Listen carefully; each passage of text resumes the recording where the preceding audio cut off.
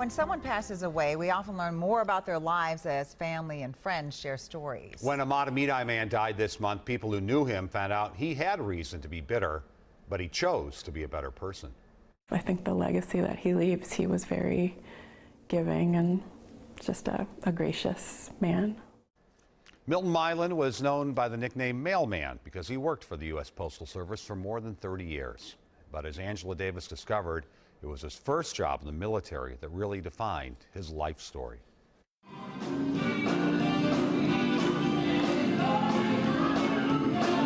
Milton Milan liked to stay busy, even on Sundays. He started the usher ministry at Progressive Baptist Church in St. Paul 24 years ago. He was very serious about ushering and very serious about order. And serious about making the lives of others a little bit easier. After retiring, he worked part-time in the bakery of a grocery store. Realized that he could take some of the day-olds or some of the expiring items to help other people, like homeless people at shelters and things. His daughter says Milton volunteered at schools, helping kids write letters to soldiers. He spent time at the Veterans Administration Hospital, greeting patients as they arrived for appointments. He always, in things that he did something for others in some way. I think that was his time to be with God. Back in 1948, Milton joined the U.S. Army.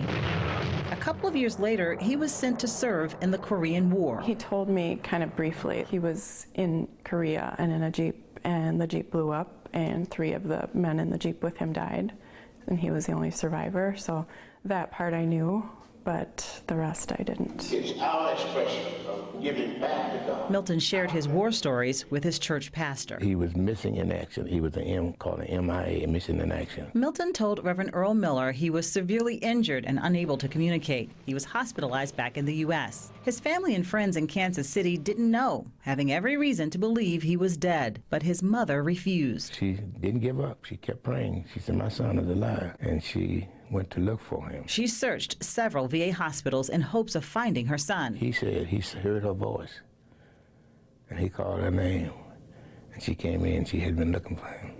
They found one another. Reverend Miller says Milton moved on with his life with renewed faith and a mission to serve, even though he dealt with an ongoing struggle to get his full disability benefits. He was not bitter. He was very unique. Milton Milan was buried at Fort Snelling National Cemetery earlier this month.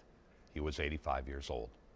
If you'd like to offer a suggestion for another life story of someone who recently passed away, you can do that at WCCO.com/links. Just scroll down to the Share Someone's Life Story on the links page and click that.